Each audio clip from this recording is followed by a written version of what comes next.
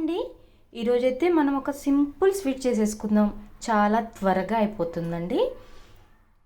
బెల్లం పెసరపప్పు కేసరి అండి. పెసరపప్పు 1 కప్పు, బొంబాయి రవ్వ 1 కప్పు, 2 కప్స్ బెల్లం. అంతే అండి, చాలా సింపుల్గా అయిపోతుంది.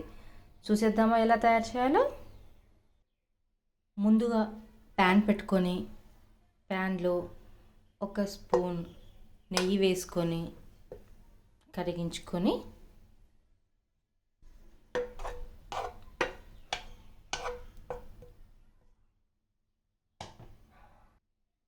ఈ పెసరపప్పు అయితే దీంట్లో వేయించుకుందాం.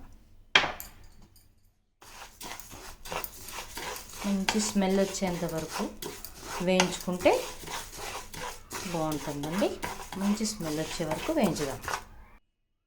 ఈ పెసరపప్పును అయితే అంతా ఇలా కుక్కర్లో వేసేసుకొని 1 గ్లాస్ వాటర్ పోసేసుకొని ఉడికించుకుందామండి. మెత్తగా ఉడకొద్దండి, కొంచెం పలుకుండేలా చూసుకోవాలి. పప్పు అయితే ఇలా ఉడికిపోయిందండి. చూడండి, ఇలా ఉడికేదాకా ఉడికించుకోవాలి పప్పు. మళ్ళీ ప్యాన్ పెట్టుకొని కొంచెం నెయ్యి అయితే వేసుకుందాం.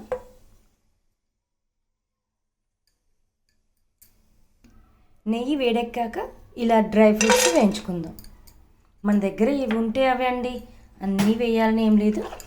బాదాం, పిస్తా, జీడిపప్పు వేసాను. ఉంటే వేసుకోవచ్చు, లేదంటే స్కిప్ చేసుకోవచ్చు అండి. డ్రై ఫ్రూట్స్ అన్నీ ఇలా పక్కకు తీసుకొని ఇప్పుడు ప్యాన్లో బొంబాయి రవ్వ అయితే వేసుకుందామండి. ఇలా బాగా కలబెట్టి బొంబాయి రవ్వ ఇలా కొంచెం రోస్ట్ అయిన తర్వాత 1 గ్లాస్ వాటర్ పోసుకోవాలండి. ఉడికించుకోవాలి. ఉండలు కట్టకుండా నెమ్మదిగా సిమ్లో పెట్టుకొని కలుపుకోవాలి.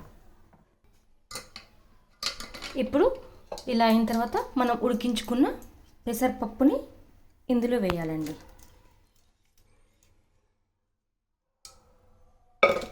ఇలా వేసి బాగా కలుపుకోవాలండి. తర్వాత 2 కప్పులు బెల్లం అన్నాం కదండి, బెల్లం కూడా వేసుకొని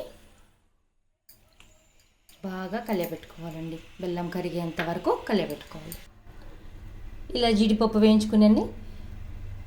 వేయించుకొని పోసుకుంటే సరిపోతుందండి. పెసరపప్పు బెల్లం హల్వా రెడీ. పెసరపప్పు చాలా హెల్దీ అండి, బెల్లంలో ఐరన్ ఉంటుంది. మీరు ట్రై చేసి ఎలా వచ్చిందో నాకు కామెంట్ చేయండి ఫ్రెండ్స్. సబ్స్క్రైబ్ చేసుకోవడం మాత్రం మర్చిపోకండి ఫ్రెండ్స్. నెక్స్ట్ వీడియోలో మళ్ళీ కలుద్దాం. Bye friends.